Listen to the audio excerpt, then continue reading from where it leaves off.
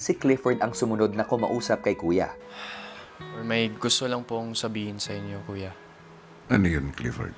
Gusto ko lang po talagang mag-apologize po sa inyo, Kuya. Inaamin ko po talaga yung mga mali ko. Aware ako na kung gagawin ko itong isang bagay, lalapag siya sa rules. Minsan po ginagawa ko pa rin, Kuya.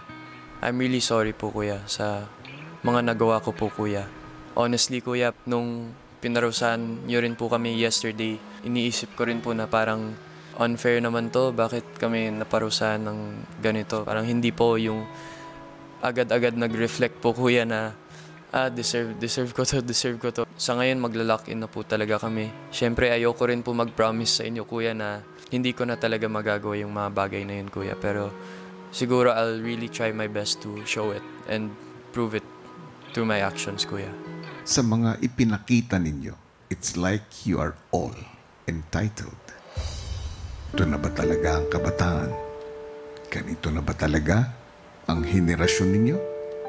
Sa outside world, ganun rin naman po. Sa mga magulang ko po, Kuya, hindi ako mahilig sumunod. I'm a rule breaker. Ako yung type na hindi sineseryoso yung mga rules.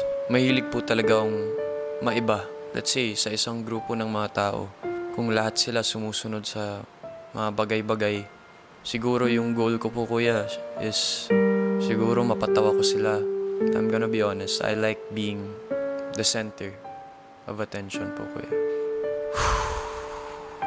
Yun yung isang bagay na gusto kong pinapakita pero never kong inaamin na ganun ako, Kuya.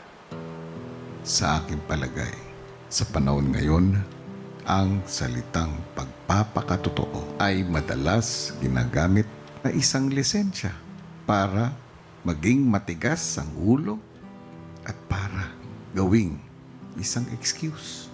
Pero ang tunay na ibig sabihin nito, ang tunay na halaga nito, ang pagpapakatotoo is an act of integrity. Naiintindihan kita, Clifford, yung mga sinabi mo tungkol sa sarili mo. At alam ko, it took some courage for you to do that. Hindi rin ito ang paraan para tanggapin ka.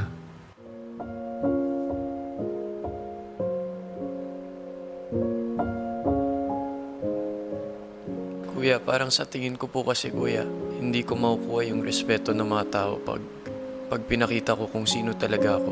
Masyadong boring yung wala silang mapapala sa akin, Kuya. Dinadaan ko na lang po sa biro po. Yun na lang po yung ginagawa ko para makapag-connect po sa mga housemates. Pero inaamin ko naman rin po sa kanila, Kuya. Gusto ko rin sila makausap on a deeper level.